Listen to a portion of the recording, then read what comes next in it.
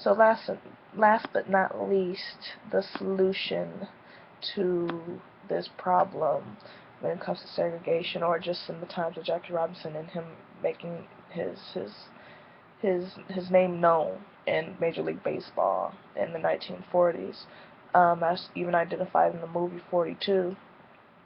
The biggest thing was that he not give white people the satisfaction of what they believe blacks are supposed to act, how they're supposed to act in their assumptions, or how their view on us. So the biggest thing was to put his talent first and not to fight against the ignorance that was surrounding him. Um, all the name calling, the brutality, just things just to get up under someone's skin, which even watching the movie, it offended me personally.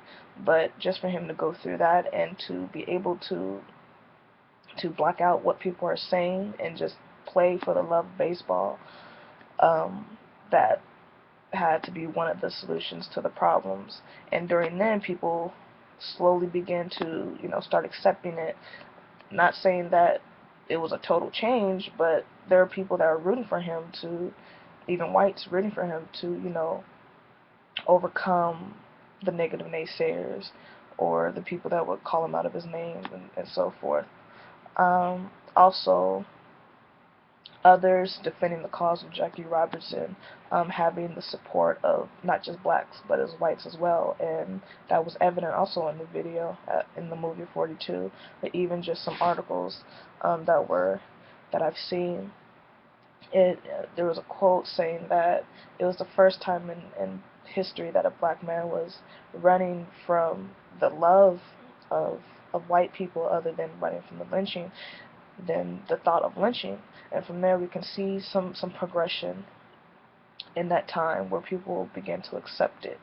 We begin to focus more on the sport other than the color of one's skin.